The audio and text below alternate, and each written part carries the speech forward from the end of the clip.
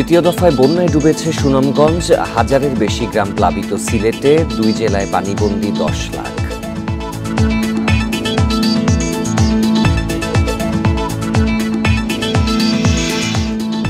আট জুলাই চীন যাচ্ছেন প্রধানমন্ত্রী শেখ হাসিনা। কূটনীতিতে ভারসাম্য রক্ষায় চ্যালেঞ্জ, বলছেন বিশ্লেষক।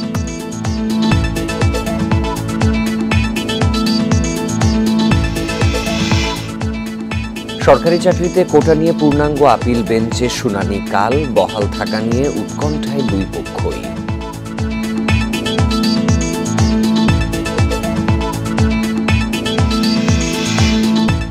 গাজীপুরের ৬০ বিঘা জমির ওপর মতিউরের পিকনিক স্পট, ফয়সালের সম্পদ নিয়েও অনুসন্ধান দাবি।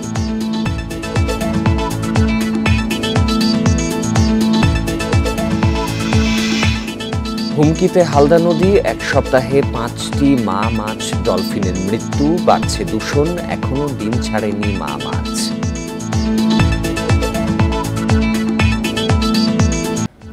স্বাগত ইন্ডিপেন্ডেন্ট সংবাদে, সাথে আছি সাফাত বিন ফরিদ এবং আমি সঞ্চারী মজুদ্দমা। শুনছিলেন শিরোনাম, চলে যাচ্ছে পুরো খবরে। টানা বৃষ্টি ও উজানের পাহাড়ি ঢল অব্যাহত থাকায় সিলেটের বন্যা পরিস্থিতির অবনতি হয়েছে। তৃতীয় দফার বন্যায় প্লাবিত হয়েছে জেলার ৯৭ ইউনিয়নের ১,১৭৬টি গ্রাম। পানিবন্দী হয়ে পড়েছেন ৭ লাখের বেশি মানুষ। সিলেট নগরীর অনেক স্থানে দেখা দিয়েছে জলাবদ্ধতা, এতে দুর্ভোগে পড়েছেন সাধারণ মানুষ। সুরমা, কুশিয়ারা ও সারি নদীর পানি ৬টি পয়েন্টে বিপদসীমার ওপর দিয়ে প্রবাহিত হচ্ছে। সুনামগঞ্জে তাহিরপুর ও বিশম্ভরপুর উপজেলায় বিভিন্ন এলাকায় প্রবেশ করেছে বন্যার পানি। নিম্নাঞ্চল প্লাবিত হওয়ায় জেলার ২ শতাধিক গ্রামের ৩ লাখের বেশি মানুষ পানিবন্দী। এছাড়া মৌলভীবাজার, নেত্রকোনা ও শেরপুরে নদ নদীর পানি বিপদসীমার ওপর দিয়ে প্রবাহিত হওয়ায় বন্যা পরিস্থিতির অবনতি হয়েছে।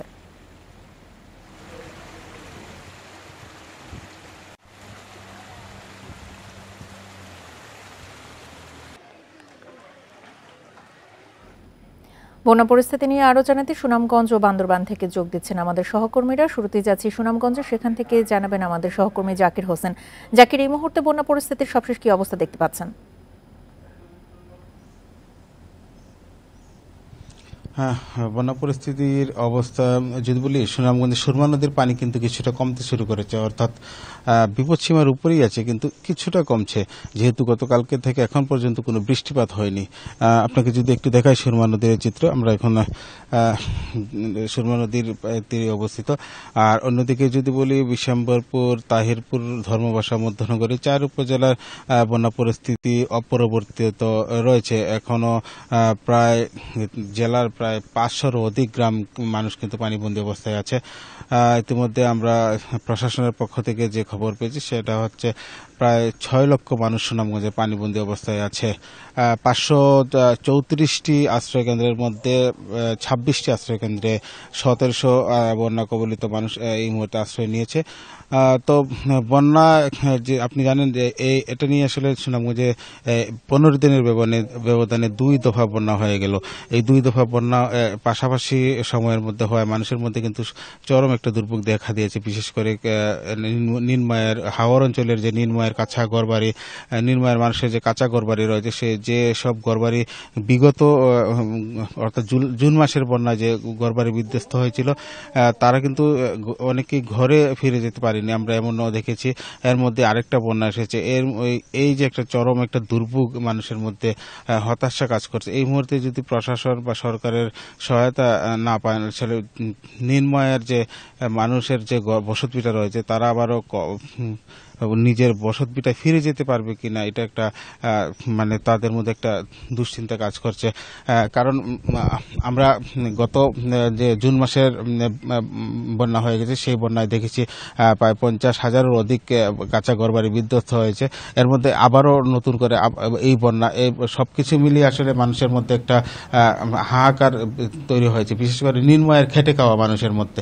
তো সার্বিকভাবে আমরা বলতে পারি বর্তমান যে বন্যা, এই বন্যায় চলমান বন্যায় প্রশাসনের পক্ষ থেকে বলা হচ্ছে যে পর্যাপ্ত পরিমাণ ত্রাণ সহায়তা আছে। আমরাও দেখেছি কিছু কিছু এলাকায় ত্রাণ বিতরণ করছে। তো পানি উন্নয়ন বোর্ড বলছে আজকে নাগাদ পানি কমতে পারে। যদি কমে যায় তাহলে হয়তো বা স্বস্তি ফিরে আসবে। এই ছিল আমার কাছে সুনামগঞ্জের বন্যা পরিস্থিতি সর্বশেষ। জাকির, আপনি আমাদের সঙ্গে থাকুন। এবার আমরা যাচ্ছি বান্দরবানে, সেখান থেকে জানাবেন আমাদের সহকর্মী মংখিং মার্মা। বান্দরবানে মানুষের দুর্ভোগ নিয়ে জানাবেন, আর এই দুর্ভোগ কমাতে কি প্রশাসনিকভাবে কোনো ব্যবস্থা নেওয়া হয়েছে কিনা? দেখুন, পাহাড় ধসের ঝুঁকি নিয়ে আজকে প্রায় 4 দিন ধরে বান্দরবানে প্রশাসনের পক্ষ থেকে যে মাইকিং করা এবং তাদেরকে সতর্ক করা, এগুলো কিন্তু এখনো কিন্তু চলমান রয়েছে। তো গতকালকে সারাদিনই আসলে বৃষ্টিপাত হয়নি। এরই কারণে কিন্তু উজানের ঢল কিছুটা কমতে শুরু করেছে এবং বন্যার যে আশঙ্কা ছিল সেটি কিন্তু আসলে আশা করা হচ্ছে যে আসলে পানি কমতে শুরু করেছে এবং এখানে যে সকল নির্মাঞ্চল যেগুলো প্লাবিত হওয়ার কথা ছিল আসলে এই বৃষ্টির কারণে, সেটি কিন্তু একটি বিপদ থেকে কাটতে শুরু করেছে বলে আমরা ধারণা করতে পারছি। আরেকটি বিষয় জানিয়ে রাখতে চাই যে বান্দরবানের ঝুঁকিপূর্ণ অবস্থানে যারা বসবাস করছেন তারা তাদেরকে যে সরিয়ে নেওয়ার যে বিষয়, সেটি কিন্তু এখনো পর্যন্ত কার্যক্রম চলমান রয়েছে। যে সকল আশ্রয় কেন্দ্রগুলো 214টি আশ্রয় কেন্দ্র ঘোষণা করা হয়েছে জেলা প্রশাসনের পক্ষ থেকে, সেগুলো কিন্তু প্রস্তুত রয়েছে। জেলা প্রশাসনের পক্ষ থেকে এই সকল ঝুঁকিপূর্ণ অবস্থানে যারা বসবাস করছেন তাদেরকে সরিয়ে নেওয়ার যে বিষয়, সেই কার্যক্রমগুলো চলমান আছে। আরেকটি বিষয় বলে রাখতে চাই যে বান্দরবানের 3টি উপজেলায় রুমা, রোয়াংছড়ি এবং থানচি এই সড়কে যান চলাচলের উপর কিন্তু সতর্কতা জারি করেছে জেলা প্রশাসন। বিষয়টি হলো এখানে বিভিন্ন সময় রুমা, রোয়াংছড়ি, থানচি সড়কে পাহাড় ধসের কারণে যান চলাচল কিছু বিঘ্নিত হয় এবং হঠাৎ করে যদি যানবাহনের উপর যদি পাহাড় ধসে পড়ে সেক্ষেত্রে ঝুঁকি রয়েছে বলে জেলা প্রশাসনের পক্ষ থেকে বলেছেন। তারা কিন্তু যানবাহন মালিক সমিতির সাথে কথা বলেছে, এখানকার স্থানীয় যে বাস মালিক সমিতি যারা আছে তাদের সাথে কিন্তু কথা বলেছেন বলে আমাদেরকে জানিয়েছেন। সর্বোপরি যে 7টি উপজেলায় উপজেলা প্রশাসনের নির্দেশনা ক্রমে কিন্তু সেখানে যে সকল ঝুঁকিপূর্ণ অবস্থানে আছে নির্মাঞ্চল মানুষদেরকে নিয়ে যদি হঠাৎ করে যদি বন্যা হয় এবং পাহাড় ধস হয়, এটি মোকাবেলা করার জন্য প্রশাসন প্রস্তুত রয়েছে বলে আমাদেরকে জানিয়েছেন। তো বৃষ্টি না থাকার কারণে এখানকার যে ঝুঁকিপূর্ণ অবস্থায় মানুষগুলো আসলে সরে যাচ্ছে না, এটি নিয়ে প্রশাসনের পক্ষ থেকে বলছেন যে তাদেরকে স্থায়ীভাবে সমাধানের যে প্রক্রিয়া সেটি কিন্তু কাজ করে যাচ্ছেন বলে আমাদেরকে জানিয়েছেন। এই হচ্ছে বান্দরবানের আমার কাছে সর্বশেষ তথ্য। সুনামগঞ্জ এবং বান্দরবান থেকে সবশেষ পরিস্থিতি নিয়ে জানাচ্ছিলেন আমাদের সহকর্মীরা। এবারের বন্যায় সিলেট বিভাগে আউশ উৎপাদন কমবে। এরই মধ্যে পুরোপুরি নষ্ট হয়েছে প্রায় 30,000 হেক্টর জমির ধান। কৃষি অধিদপ্তর ও অর্থনীতিবিদরা বলছেন বন্যায় নষ্ট হয়েছে গ্রীষ্মকালীন সবজি ক্ষেতও। এদিকে সিলেট ও রংপুরে আরও কয়েকদিন বন্যা পরিস্থিতির অবনতির সতর্কতা দিয়েছে বন্যা পূর্বাভাস কেন্দ্র। জুন থেকে কয়েক দফা বন্যার কবলে সিলেট বিভাগ। উজানের ঢলে তলিয়েছে লোকালয়, হাওর, ফসলি জমি। বন্যা পূর্বাভাস কেন্দ্র বলছে আরও বেশ কিছুদিন থাকবে পানি। ঘরবাড়িতে পানি ঢোকার পাশাপাশি ডুবেছে আউশের বীজতলা। কৃষি সম্প্রসারণ অধিদপ্তর জানিয়েছে চলতি মৌসুমে সিলেট বিভাগে 1,80,000 হেক্টর জমিতে রোপা আউশ ধান আবাদের লক্ষ্যমাত্রা ছিল। তবে 3 দফা বন্যায় বড় ক্ষতি হয়েছে কৃষি খাতে। 27,784-র মধ্যে আমাদের 22,549 হেক্টর ফসলটাই বিনষ্ট হয়ে গেছে, পুরাটাই বিনষ্ট হয়ে গেছে। এটা যদি আমরা ক্ষতির পরিমাণ টাকা করি তাহলে আনুমানিক আমাদের এটা 418 কোটি টাকার মতো ফসল আমাদের বিনষ্ট হয়েছে। সিলেট ছাড়াও মৌলভীবাজারে 4,755 হেক্টর, হবিগঞ্জে 463 এবং সুনামগঞ্জে 1,013 হেক্টর জমির আউশ ধান নষ্ট হয়েছে। বন্যায় তলিয়েছে গ্রীষ্মকালীন সবজিও। আমনের বীজতলা বাড়ন্ত অবস্থায় আছে, সেখানে আমনের বীজতলা ক্ষতিগ্রস্ত হচ্ছে। তাছাড়া গ্রীষ্মকালীন শাকসবজি যেটা, এটা তো একেবারেই পুরোপুরি ক্ষতিগ্রস্ত হয়ে গেছে, কারণ পানি উপরে উঠে গেছে, এগুলো আর এখন পাওয়া যাবে না। গরু এবং মহিষ এগুলো যদিও ভেসে অনেক ক্ষেত্রে যায় না, কিন্তু তাদের খাদ্যের প্রচন্ড অভাব থাকে। বন্যা পূর্বাভাস কেন্দ্র বলছে সুরমা, কুশিয়ারা, মনু, সমেশ্বরের পানি বিপদসীমার উপরে বইছে। তাই সামনের কয়েকদিন বন্যা পরিস্থিতি আরও নাজুক হতে পারে।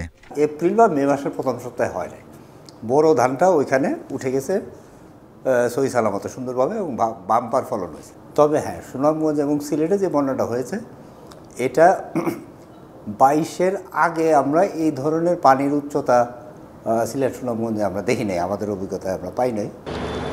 আসামের ভারী বৃষ্টির কারণে তিস্তা ও ব্রহ্মপুত্রের পানিও বাড়ছে। তাই উত্তরবঙ্গেও বন্যা পরিস্থিতি অবনতির শঙ্কা রয়েছে। Shahriar Anirban, independent news, Dhaka. সম্প্রতি বন্যাপ্রবণ হয়ে উঠেছে সুনামগঞ্জ। এর কারণ হিসেবে পরিবেশবাদীরা বলছেন হাওরের শত শত কিলোমিটার অপরিকল্পিত ফসল রক্ষা বাঁধের জন্য উজানের পানি ঠিকমতো নামতে পারছে না।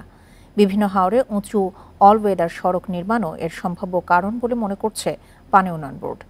বন্যা এড়াতে পানি প্রবাহ স্বাভাবিক রাখার ওপর গুরুত্ব তাদের। গত কয়েক বছরে বারবার বন্যায় ডুবছে সুনামগঞ্জ। যদিও ভূপ্রাকৃতিক গঠনের কারণে প্রতি বর্ষায় পাহাড়ি ঢলের পানি সুনামগঞ্জ সহ আশপাশের জেলার হাওরে আসে। প্রকৃতির নিয়মে তা আবার নেমেও যায়।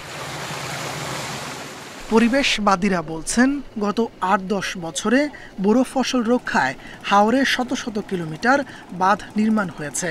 এর মাঝে অনেকগুলো অপরিকল্পিত। এতে পানির স্বাভাবিক প্রবাহ বাধাগ্রস্ত হচ্ছে, দেখা দিচ্ছে বন্যা। হাওরগুলোতে অপরিকল্পিত বাঁধ নির্মাণ করে পানি আটকে ফেলছি, যে কারণে পানি তার প্রকৃতির সূত্র অনুযায়ী নিষ্কাশিত হওয়ার সুযোগ পাচ্ছে না, এক জায়গায় পানিটা ফুলে উঠছে। সুনামগঞ্জের বন্যা নিয়ন্ত্রণের জন্য বাঁধগুলো নিয়ে সামগ্রিকভাবে ভাবতে হবে। বিভিন্ন হাওরে উঁচু অল ওয়েদার সড়ক নির্মাণের কারণেও উজানের পানি ঠিকমতো নামতে পারছে না। অল ওয়েদার রোড অনেক জায়গায় হয়তো তৈরি হয়েছে, এই কারণেই হয়তো ডাউন স্ট্রিমের পানিটা খুব দ্রুত চলে যেতে পারতেছে না। এক্ষেত্রে শুধু নদীর উপরে নির্ভর করতে হচ্ছে। শুধু নদীর উপর নির্ভর করলে কিন্তু আসলে এইটা পানিটা দ্রুত ডাউন স্ট্রিমে যাবে না। এই অবস্থায় হাওরে উঁচু সড়কের পরিবর্তে নিচু সাবমার্সিবল সড়ক ও অস্থায়ী ফসল রক্ষা বাঁধ নির্মাণে গুরুত্ব দিচ্ছে পানি উন্নয়ন বোর্ড। সেজন্য যে আমাদের ডুবন্ত বাঁধ বা সাবমার্সিবল রোড যেগুলো আছে সেগুলো নির্মাণ করতে হবে বেশি, তাহলে বাঁধের পানি ডাউন স্ট্রিমে চলে যেতে পারবে এবং বন্যার প্রকোপটা কমে যাবে। 2022 সালে ইতিহাসের ভয়াবহ বন্যার মুখোমুখি হয় সুনামগঞ্জের মানুষ। Independent news. ৮ জুলাই চীন যাচ্ছেন প্রধানমন্ত্রী শেখ হাসিনা। পররাষ্ট্র সচিব জানান, এই সফরে বেশ কয়েকটি সমঝোতা স্মারক সই হতে পারে, পাশাপাশি গুরুত্বপূর্ণ কিছু ঘোষণাও আসতে পারে। তিনি দাবি করেন, ঢাকা বেইজিং সম্পর্ক অন্য দেশের ক্ষেত্রে প্রভাব ফেলবে না। তবে বিশ্লেষকরা বলছেন, কূটনীতিতে ভারসাম্য রক্ষা করাটাই ঢাকার মূল চ্যালেঞ্জ। প্রধানমন্ত্রী নরেন্দ্র মোদী আর বাংলাদেশ। ভারতের পর এবার চীন যাচ্ছেন প্রধানমন্ত্রী শেখ হাসিনা। দ্বাদশ সংসদ নির্বাচনে জয়ের পর এটি তার প্রথম বেইজিং সফর। তিস্তা উন্নয়ন প্রকল্প নিয়ে চীন ভারতের সঙ্গে বাংলাদেশের দর কষাকষি, ঢাকা বেইজিং সম্পর্ক নিয়ে যুক্তরাষ্ট্রের অস্বস্তি।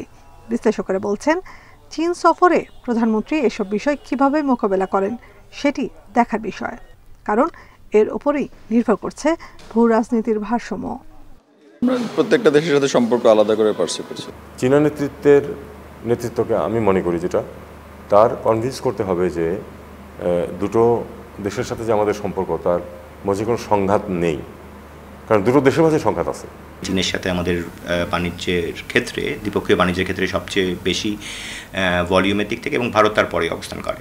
সুতরাং এই দুটো দেশের সাথে সবসময় আমাদের ভালো সম্পর্ক রাখতে হবে।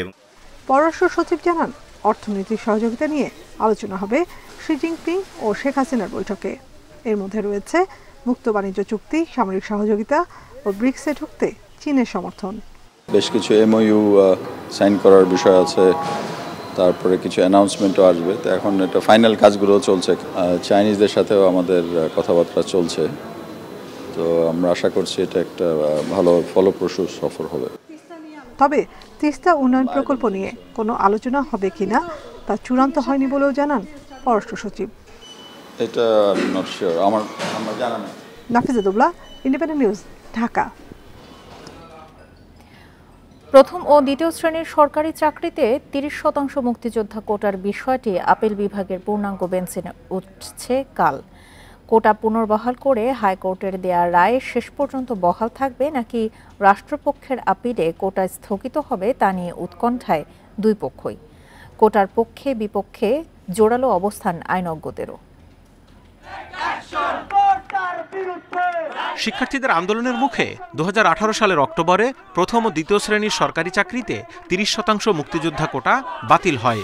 গত 5 জুন হাইকোর্টের রায়ে সেই কোটা পদ্ধতি পুনর্বহাল হয়। চেম্বার আদালতও হাইকোর্টের রায় স্থগিত না করায় আন্দোলনে নামে শিক্ষার্থীরা। পাশাপাশি কোটার পক্ষে বীর মুক্তিযোদ্ধার সন্তানরাও প্রস্তুত প্রধান বিচারপতির নেতৃত্বে আপিলের পূর্ণাঙ্গ বেঞ্চে রাষ্ট্রপক্ষের বিরুদ্ধে শুনানি করতে। বাদীপক্ষের আইনজীবী বলছেন ৫ বছর আগে সরকার বাতিল করলেও উচ্চ আদালতে মুক্তিযুদ্ধের সম্মান পুনর্বহাল হয়েছে, আপিলেও তা অক্ষুণ্ণ থাকবে। জীবন বাজি রেখে যেহেতু মুক্তিযুদ্ধ করছে তাদের সন্তানরা সেই প্রিভিলেজটা পাবে বা পাচ্ছে, বা নাতিপুতি যারা আছে তারাও পাবে। 13তম গ্রেডের উপরে যারা তাদের অলরেডি মুক্তিযুদ্ধ কোটাও ঠিক আছে, তাহলে কেন এই 9 থেকে 13 পর্যন্ত প্রথম এবং দ্বিতীয় শ্রেণী যারা তারা কেন বঞ্চিত হবে? এটা হতেই পারে না। 4 জুলাই এটা হিয়ারিং হবে যে হাইকোর্ট ডিভিশনের জাজমেন্টটা স্টের জন্য আমরা গিয়েছি, তারপরে স্টে হোক বা না হোক এর পরবর্তী প্রক্রিয়া হলো যে রেগুলার আপিল ফাইল করা হবে পূর্ণাঙ্গ জাজমেন্ট পেয়ে। তবে বীর মুক্তিযোদ্ধা, সিনিয়র আইনজীবী ও মানবাধিকার অনেক বিশেষজ্ঞরা বলছেন চাকরির ক্ষেত্রে কোটা নয়, মেধার মূল্যায়ন বাড়ানো দরকার। এটা বেশি দিন কন্টিনিউ করা ঠিক না, কারণ তাতে করে আগামী প্রজন্ম এই কোটা আর সুবিধা নিতে গিয়ে এখানে অনেকগুলো অনিয়ম হবে, তাদের যে মূল্যায়ন সেই মূল্যায়ন তারা পাবে না। একটা জায়গায় এসে কিন্তু আমি নাতি তাদেরও আমার দহিত্র প্রদহিত্র সবাই হবে মুক্ত, এই সুবিধা পাবে, এটিও কিন্তু যৌক্তিক নয়। সেগুলোকে আবার আমাদের চিন্তা ভাবনা করে সেই সঠিক একটা কিন্তু রেখা একটা টেনে দেওয়া দরকার বলে আমার কাছে মনে হয়। মুক্তিযোদ্ধা, নারী, জেলা, ক্ষুদ্র নৃগোষ্ঠী ও প্রতিবন্ধীদের জন্য এখন সরকারি চাকরিতে 56% কোটা রয়েছে। Zahidul Bashar, independent news, Dhaka. সর্বজনীন পেনশন স্কিম বাতিলের দাবিতে শিক্ষকদের কর্মবিরতিতে অচল সব সরকারি বিশ্ববিদ্যালয়। দাবি আদায় না হওয়া পর্যন্ত আন্দোলন চলবে বলছেন শিক্ষকরা। তবে শিক্ষকদের দাবি অযৌক্তিক বলছেন অর্থমন্ত্রী আবুল হাসান মাহমুদ আলী। সর্বজনীন পেনশন স্কিম বাতিলের দাবিতে টানা দ্বিতীয় দিন কর্মবিরতি পালন করেন বিশ্ববিদ্যালয় শিক্ষকরা।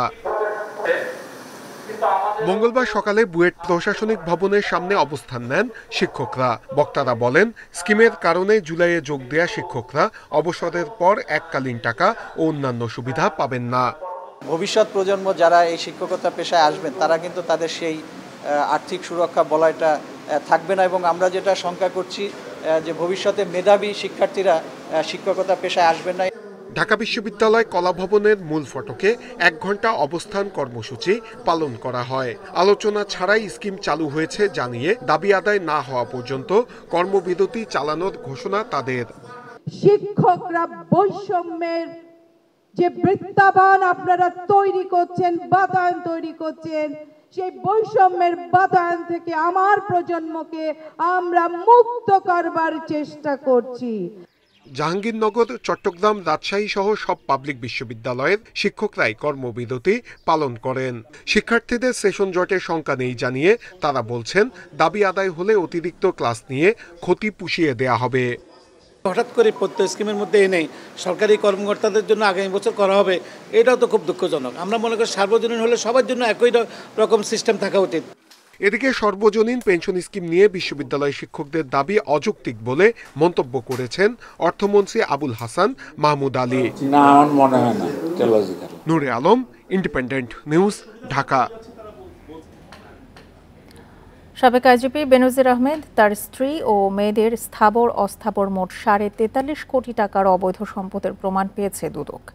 এছাড়া সন্দেহজনক আরও সম্পদের তথ্য উপাত্ত যাচাই করতে বেনজির পরিবারে তথ্য চাওয়া হয়েছে, যা 21 কর্মদিবসের মধ্যে দিতে হবে। মঙ্গলবার বিকেলে সংবাদ সম্মেলনে এই কথা জানান দুদক সচিব খোরশেদা ইয়াসমিন। প্রাথমিক অনুসন্ধানে বেনজির আহমেদ ও তার পরিবারের বিরুদ্ধে জ্ঞাত আয় বহির্ভূত সম্পদ অর্জনের প্রমাণ পেয়েছে দুদক।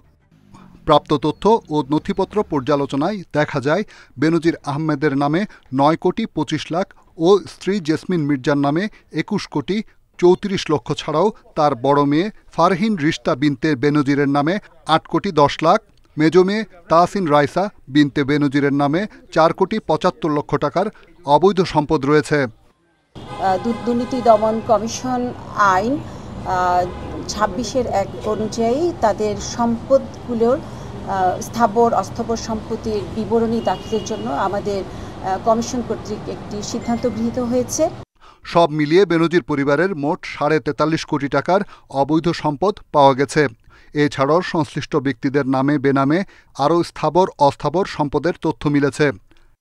এই সিদ্ধান্তের পরিপ্রেক্ষিতে তাদের এই সম্পদ বিবরণী দাখিলের জন্য একটি নোটিশ ইতোমধ্যে জারি করা হয়েছে। আগামী 21 কার্যদিবসের মধ্যে নির্ধারিত ছকে সম্পদ বিবরণী দাখিলে ব্যর্থ হলে কিংবা মিথ্যা তথ্য দিলে আইনি ব্যবস্থা নেবে দুদক। রিশাদ হুদা, ইন্ডিপেন্ডেন্ট নিউজ, ঢাকা। সাবেক আইজিপি বেনজিরের মতো কর্মকর্তারা দেশ থেকে পালিয়ে যায়, অথচ প্রশাসনের কেউ কিছুই জানেন না।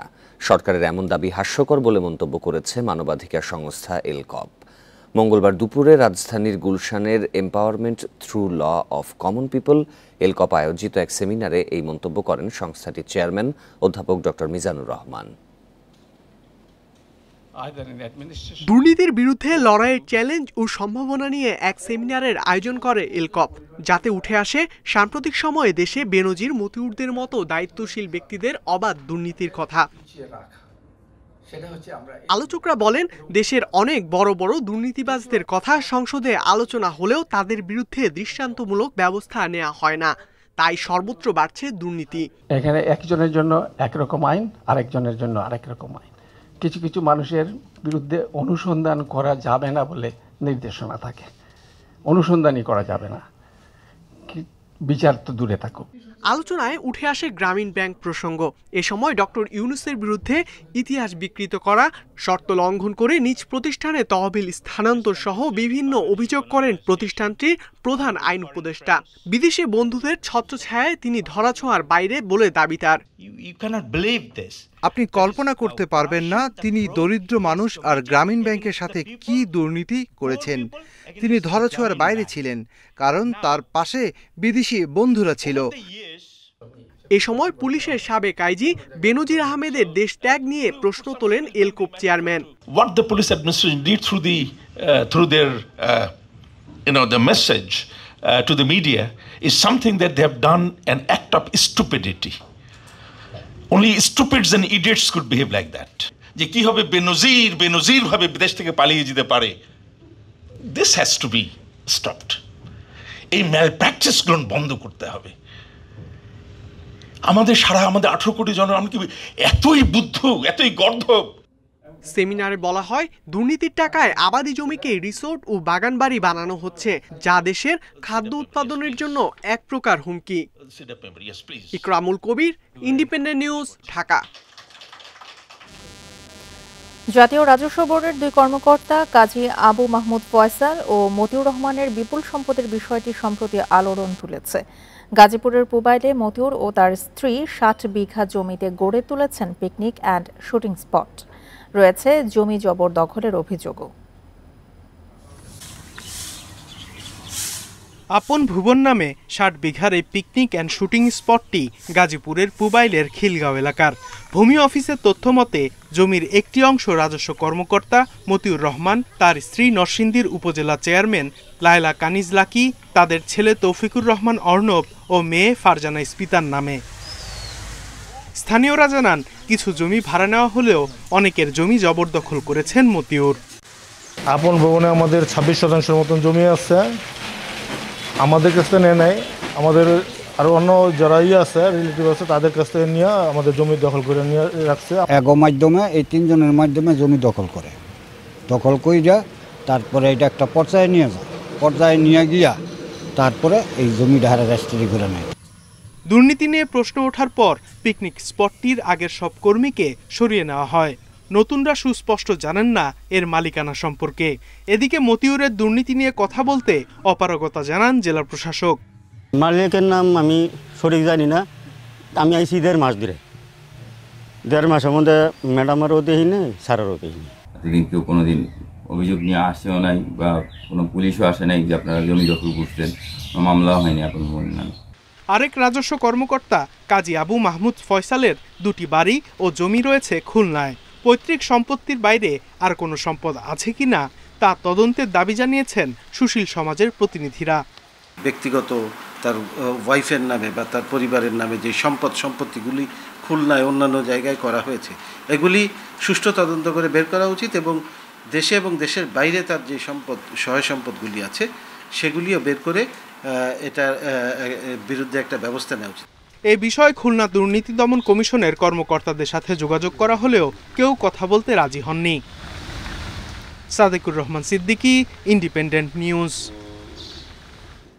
5 বছর পর সরকারি কর্মকর্তা কর্মচারী ও তাদের পরিবারের সম্পদের হিসাব দিতে হবে। নিজ নিজ বিভাগে দাখিল করার নির্দেশ দিয়েছে আদালত। এই নির্দেশ বাস্তবায়নের রিপোর্ট জমা দিতে হবে 3 মাসের মধ্যে। মঙ্গলবার এক রিটের শুনানি শেষে হাইকোর্টের দ্বৈত বেঞ্চ এই আদেশ দেয় ও রুল জারি করেন। সম্প্রতি নজরে এসেছে সাবেক আইজিপি বেনজির আহমেদের অঢেল সম্পদের তথ্য। এনবিআর কর্মকর্তা মতিউর রহমানের বিরুদ্ধেও বিপুল অবৈধ সম্পদের অভিযোগ মিলেছে, যা আলোড়ন তুলেছে সারা দেশে। এরপর নড়ে চড়ে বসেছে সরকার। সেই ঢেউ লেগেছে আদালতেও। সরকারি কর্মকর্তাদের সম্পদের হিসাব জমা দিতে হাইকোর্টে রিট দায়ের করেন এক আইনজীবী। তার দাবি, সরকারি কর্মচারী বিধিমালা 1979 অনুযায়ী প্রতি 5 বছর পর পর সরকারি কর্মচারী ও তার পরিবারের সম্পত্তির হিসেব সরকারের কাছে দাখিল করার কথা।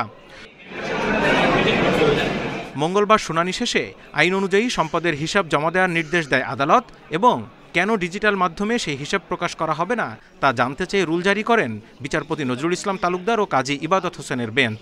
মাননীয় ক্যাবিনেট সচিব সহ অন্যান্য সচিব, দুদকের চেয়ারম্যান, বাংলাদেশ ব্যাংকের গভর্নর তাদের উপরে নির্দেশ দিয়েছেন যে সরকারি কর্মকর্তা কর্মচারীদের নিকট থেকে তাদের সম্পদের হিসাব বিবরণী আইন অনুযায়ী সংগ্রহ করার জন্য।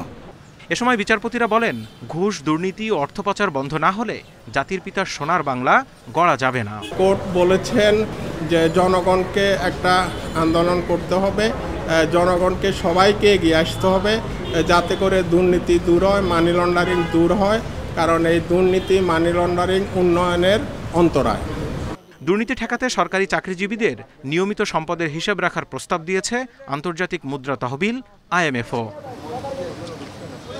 Zahidul Bashar, independent news, Dhaka. হুমকিতে দক্ষিণ এশিয়ার একমাত্র প্রাকৃতিক মৎস্য প্রজনন ক্ষেত্র হালদা। এক সপ্তাহে 5টি মা মাছ ও একটি ডলফিনের মৃত্যু এবং চলতি মৌসুমে মাছের ডিম ছাড়তে দেরি হওয়া চিন্তায় ফেলেছে প্রাণীবিদদের।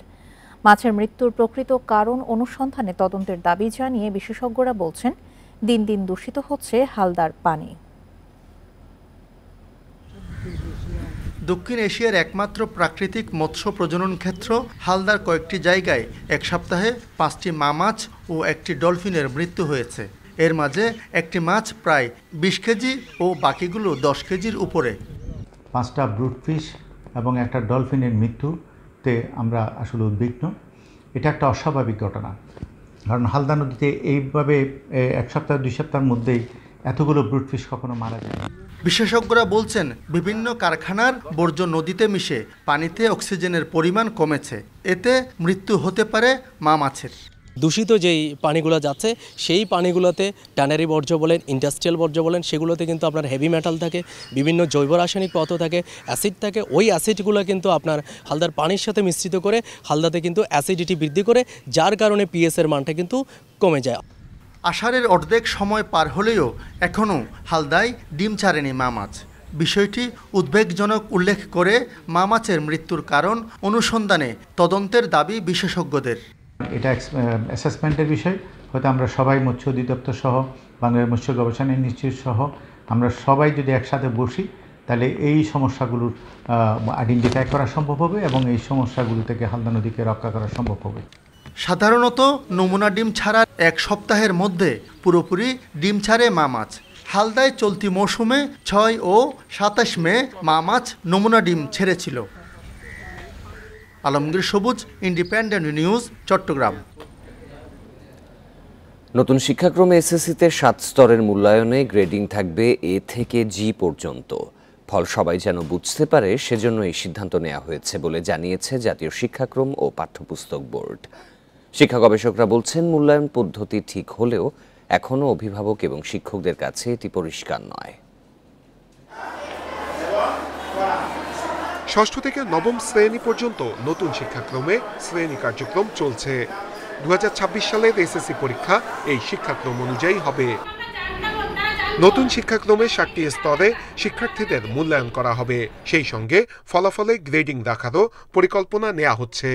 বোর্ড বলছে, স্তরের অনন্য হবে A, অর্জনমুখী হবে B, অগ্রগামী C, সক্রিয় D, অনুসন্ধানী E, বিকাশমান F এবং প্রারম্ভিক হবে G। বিশ্বের মানদণ্ডের সাথে এই ফল সমন্বয় করা হবে। বোর্ডগুলোর কিছু প্রস্তুতিমূলক কাজ আছে এসএসসি পরীক্ষার জন্য, সেটাও আমরা আগামী হয়তো নভেম্বর মাসের দিকে শুরু করব। এনসিটিবি বলছে প্রতিটি বিষয়ে 65% লিখিত এবং 35% দক্ষতা ভিত্তিক মূল্যায়ন হবে। প্রতিটি বিষয়ের মূল্যায়ন হবে সর্বোচ্চ 5 ঘন্টা করে।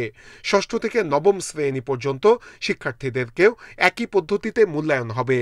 প্রশ্ন প্রণয়ন করতে গিয়ে দেখা যাবে যে কোনো কোনো ক্ষেত্রে আমি যেই যোগ্যতাগুলো পরিমাপ করতে চাই সেই যোগ্যতাগুলো পরিমাপ করবার জন্য আমি যে এক্সপেরিয়েন্সটা ডিজাইন করেছি সেটা হয়তো 3.5 ঘন্টাতেই শেষ। এমন হতে পারে যে সেটা হয়তো 4 ঘন্টায় শেষ, কোনোটা হতে পারে 5 ঘন্টায় শেষ। শিক্ষাক্রম নিয়ে যথেষ্ট প্রস্তুতির অভাব দেখছেন গবেষকরা, যার কারণে শিক্ষক ও অভিভাবকরা ধোঁয়াশার মধ্যে আছেন। কারিকুলাম তো চেঞ্জ হবে, এটা হওয়া দরকার, যুগের সাথে এটা অ্যাডজাস্ট করে নেবে, কিন্তু উইদাউট প্রিপারেশন যে হুটহাট করে যে সিদ্ধান্তগুলো নেওয়া হচ্ছে এটা তো ভালো ফল আসবে না। এবং অনেক অভিভাবক শিক্ষকরা কিন্তু সচেতন না এবং তাদেরকে সচেতন করানো হয়নি। এসএসসির মূল্যায়নের বিষয়ে 600 শিক্ষককে আগস্টে প্রশিক্ষণ দেবে এনসিটিবি।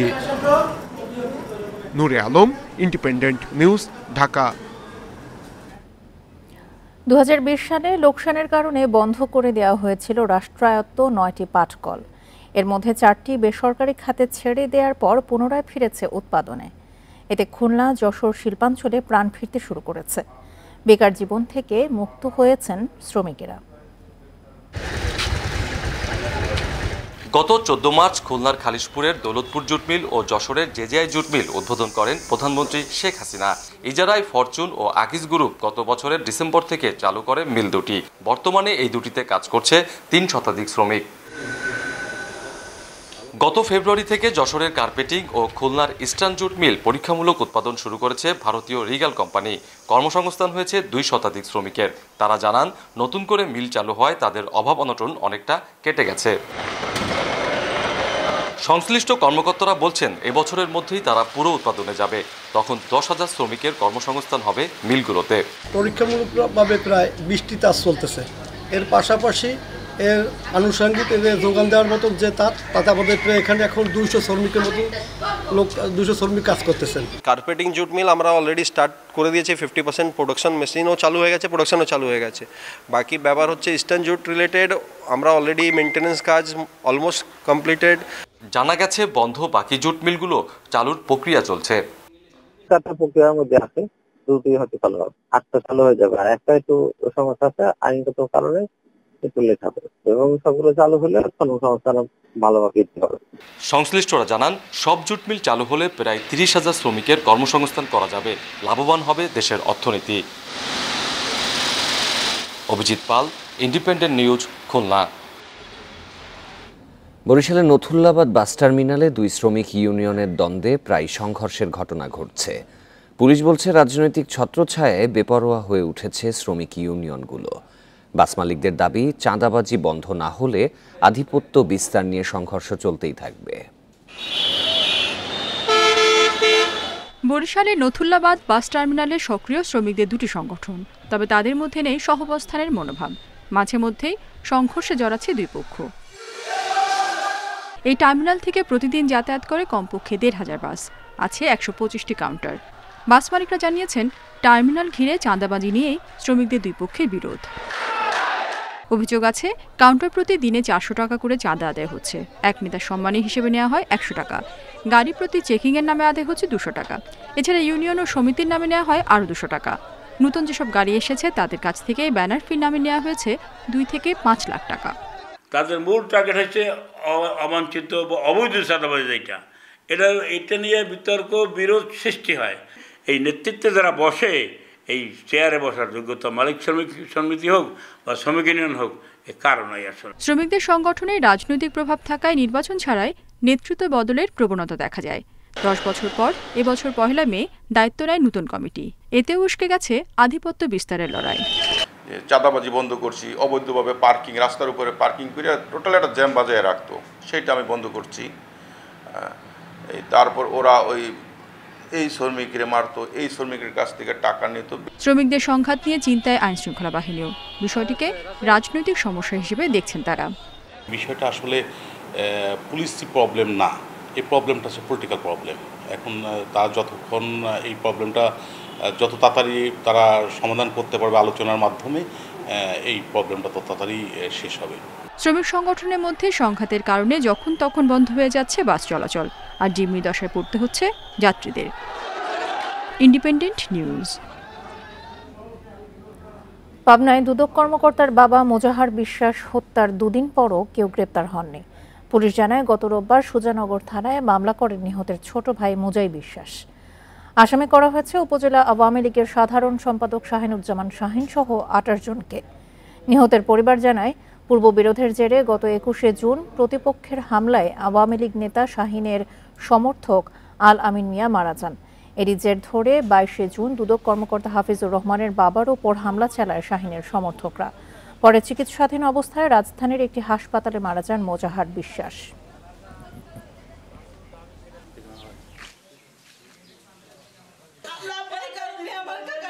এই ছিল এখনকার সংবাদে। এছাড়া ইন্ডিপেন্ডেন্ট টেলিভিশনের সব খবর আরও বিস্তারিত জানতে চোখ রাখুন ফেসবুক, ইউটিউব এবং এক্সে। ধন্যবাদ সবাইকে। আমন্ত্রণ পরে।